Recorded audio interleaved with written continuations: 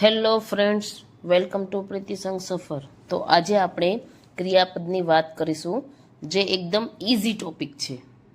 હવે આગળ આપણે ક્રિયાપદની ડેફિનેશન જોશું. તો ક્રિયાપદ એટલે શું? વાક્યમાં ક્રિયા દર્શાવતા શબ્દોને ક્રિયાપદ કહે છે. એટલે કે વાક્યમાં કોઈ વસ્તુ કે વ્યક્તિ શું કરે છે તે જણાવતા શબ્દને ક્રિયાપદ કહે. એમાં આપણે જોશું ક્રિયાપદના મુખ્ય પ્રકારો. તો ક્રિયાપદના મુખ્યત્વે 3 પ્રકાર હોય છે. દરેક પ્રકારની સમજ આપણને વાક્ય બનાવવામાં મદદ કરે છે. પહેલું સકર્મક ક્રિયાપદ, બીજું અકર્મક ક્રિયાપદ અને ત્રીજું દ્વિકર્મક ક્રિયાપદ. સકર્મક ક્રિયાપદ જોશું. જે ક્રિયાપદને એક કર્મ હોય તેને સકર્મક ક્રિયાપદ કહે છે. કર્મ એટલે ક્રિયા જેના પર થાય તે. તો અહીંયા જોશું કે રામ પુસ્તક વાંચે છે. તો પુસ્તક છે એ કર્મ છે અને વાંચે છે તે ક્રિયાપદ છે. ક્રિયાપદ એટલે કે ટૂંકમાં કહીએ કે હમણાં મેં કીધું એમ કે એક્શન વર્ડ, કે આપણે જે કરી શકીએ તે, તો તે છે ક્રિયાપદ. અહીંયા થોડોક ઉદાહરણ જોશું. રામ પુસ્તક વાંચે છે, સીતા ફૂલ તોડે છે, હું ચા પીવું છું, બાળક દૂધ પીવે છે. અહીંયા પહેલા વાક્યમાં જોઈએ તો રામ પુસ્તક વાંચે છે. આ વાક્યમાં ક્રિયાપદ શું છે? તો વાંચે છે એ ક્રિયાપદ છે. પણ જ્યારે ક્રિયાને શું વડે પ્રશ્ન પૂછીએ ત્યારે જવાબના રૂપમાં કર્મ મળે છે, તો તેને સકર્મક ક્રિયાપદ કહે છે. કે એક્ઝામ્પલ તરીકે કે સીતા ફૂલ તોડે છે. તો શું તોડે છે? તો કહેશે કે ફૂલ. આ વાક્ય સકર્મક ક્રિયાપદ છે કે સીતા ફૂલ તોડે છે. આપણે શું વડે પ્રશ્ન પૂછ્યો કે શું તોડે છે. એવી જ રીતે આગળ જોશું. નંબર 2 અકર્મક ક્રિયાપદ. જે ક્રિયાપદને કર્મ ન હોય તેને અકર્મક ક્રિયાપદ કહે છે. આવી ક્રિયા પોતે જ પૂર્ણ હોય છે. અહીંયા જોશું કે બાળક રડે છે. અહીં કોઈ કર્મ નથી. તો આ વાક્યમાં આપણે જોઈએ તો કે જે રડે છે આ ક્રિયા છે. જ્યારે આપણે ક્રિયાને કોણ વડે પ્રશ્ન પૂછીએ તો આપણને જવાબના રૂપમાં કર્તા મળે છે. આ વાક્યમાંનું જ ઉદાહરણ લઈએ કે બાળક રડે છે. તો કોણ રડે છે? તો કે બાળક. હવે આપણે જોશું કર્તા અને ક્રિયા વચ્ચે કોઈ શબ્દ છે કે નહીં. તો બાળક રડે છે. તો બાળક રડે છે. બાળક જે છે એ કર્તા છે અને રડે છે એ ક્રિયા છે. તો કર્તા અને ક્રિયા વચ્ચે કોઈ પણ શબ્દ નથી, જેથી આ વાક્ય જે છે તે અકર્મક ક્રિયાપદનું છે. એવી જ રીતે બીજા વાક્ય જોશું કે પક્ષી ઉડે છે. તો પક્ષી જે છે એ કર્તા છે અને ઉડે છે, ઉડવાની છે એ ક્રિયા છે. તો પક્ષી અને ઉડે એની વચ્ચે કોઈ પણ જાતનું કર્મ કે કોઈ પણ જાતનો શબ્દ નથી. તેથી કરીને આ વાક્ય અકર્મક ક્રિયાપદ કહેવામાં આવે છે. તેવી જ રીતે સૂર્ય ઉગે છે. હું હસું છું. હું હસું છું વચ્ચે કોઈ શબ્દ નથી. સૂર્ય ઉગે છે વચ્ચે કોઈ શબ્દ નથી. જેથી કરીને આ વાક્ય અકર્મક ક્રિયાપદ છે. નંબર 3 દ્વિકર્મક ક્રિયાપદ. જે ક્રિયાપદને 2 કર્મ હોય તેને દ્વિકર્મક ક્રિયાપદ કહે છે. એક કર્મ વ્યક્તિનું અને બીજું કર્મ વસ્તુનું હોય છે. તો અહીંયા આપણે એક વાક્યમાં જોશું, મેં રામને પુસ્તક આપ્યું.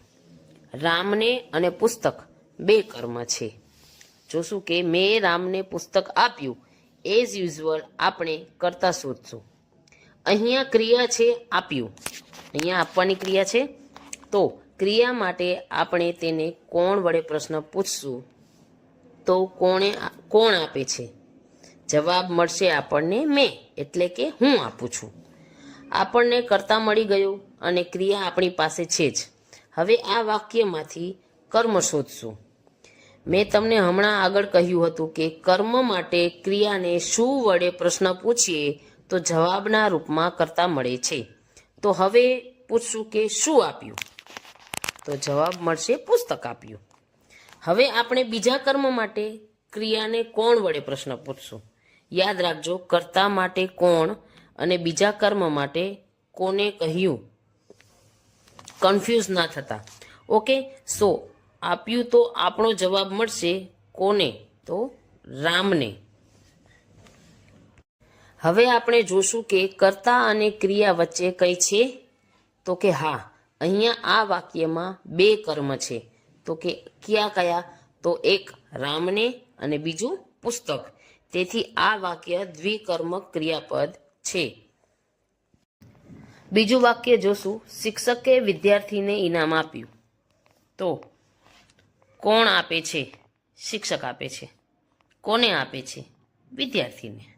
શું આપે છે? ઇનામ. પહેલા વાક્યની જેમ આપણને શું અને કોને વાળા પ્રશ્નોનો ઉત્તર એક જ વાક્યમાંથી મળે, તેથી તે વાક્ય દ્વિકર્મક ક્રિયાપદ છે. અહીંયા આગળ માતાએ બાળકને ફળ આપ્યું, હું તને વાર્તા કહીશ. આ બંને વાક્યમાં જેવી રીતે પહેલા બે વાક્યમાં પ્રશ્ન પૂછ્યા એવી જ રીતે પ્રશ્નનો જવાબ એક જ વાક્યમાંથી મળે તો તેને દ્વિકર્મક ક્રિયાપદ કહે છે. યાદ રાખવાનું છે કે દ્વિકર્મક ક્રિયાપદમાં બે કર્મ હોય છે. હવે ત્રણેય ક્રિયાપદ એક સાથે એક નજરમાં જોશું. સકર્મક, જે વાક્યમાં એક જ કર્મ હોય છે. તો ઉદાહરણમાં જોશું, રામ પુસ્તક વાંચે છે. તો પુસ્તક જે છે તે કર્મ છે. તો એક જ કર્મ આપેલું છે, તો તે છે સકર્મક ક્રિયાપદ. બીજું છે અકર્મક.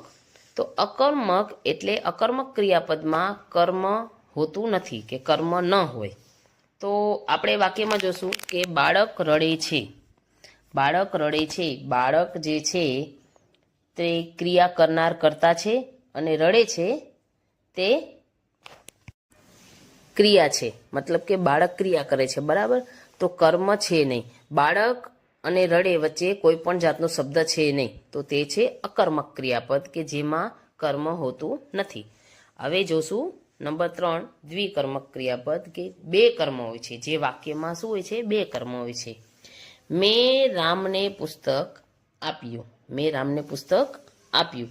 તો રામને અને પુસ્તક બે કર્મ મળી ગયા આપણને, તો તે છે દ્વિકર્મક ક્રિયાપદ. એક જ વાક્યમાં બે કર્મ મળે તો તે છે દ્વિકર્મક ક્રિયાપદ.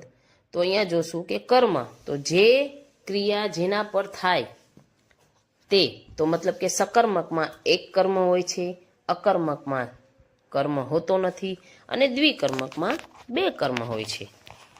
જો તમને ઇઝી વેમાં કહું તો આપણે કર્મ છીએ અને કોરોના વાયરસ ક્રિયા છે. એટલે કર્મ ઉપર ક્રિયા થાય છે, મતલબ કે કર્મ ઉપર ક્રિયા કરવામાં આવે છે. તેવી જ રીતે કોરોનાએ આપણા પર અસર પાડી હતી. સેમ એવી જ રીતે ક્રિયા કર્મ ઉપર અસર પાડે છે અથવા તો ક્રિયા કર્મ ઉપર કાર્ય કરે છે, તો તે કર્મ છે. ખૂબ સરસ. હવે તમે ક્રિયાપદના ત્રણેય પ્રકાર ઓળખી શકો છો. ધન્યવાદ.